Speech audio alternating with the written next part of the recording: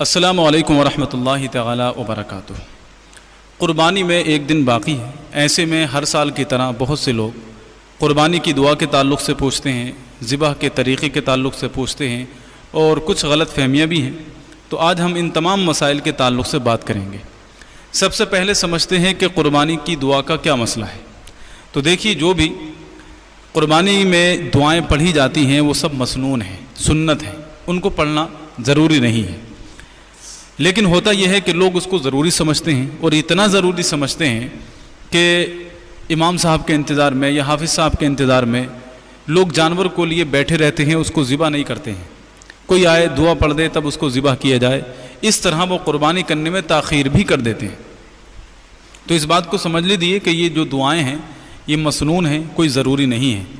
لیکن پھر بھی اگر کوئی شخص دعا پڑھنا ہی چاہتا ہے اور یہ چاہتا ہے کہ دعا کے ساتھ ہی اس کی قربانی ہو، تو اس کو امام صاحب کا انتظار کرنے کی ضرورت نہیں ہے یا حافظ صاحب کا انتظار کرنے کی ضرورت نہیں ہے۔ جو شخص بھی قرآن شریف پڑھنا جانتا ہے وہ ان دعاؤں کو پڑھ سکتا ہے۔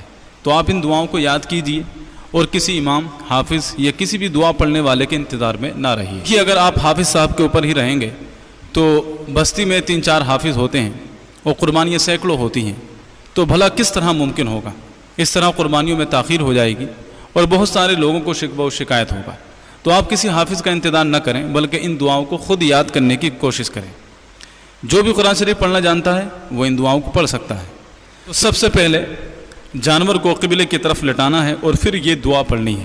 انی وجہت وجہی للذی فطر السماوات والارض حنیفا وما انا من المشرکین ان صلاتی ونسکی ومحیایا ومماتی للہ رب العالمین۔ اور پھر اللہم منک ولک بسم اللہ اللہ اکبر کہہ کے ذبح کر دیں۔ ذبح کرنے کے بعد یہ دعا پڑھیں، اللہم تقبل منی کما تقبلت من حبیبک محمد وخلیلک ابراہیم علیہ السلام۔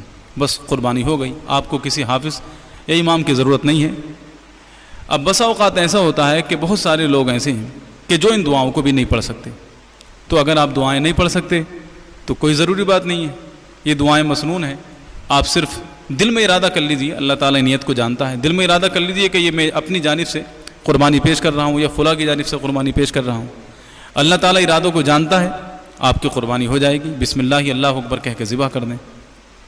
تو اللہ تبارک و تعالیٰ کا نام لینا ذبح کرتے وقت یہ ضروری ہے، اتنا ہر انسان جانتا ہی ہے۔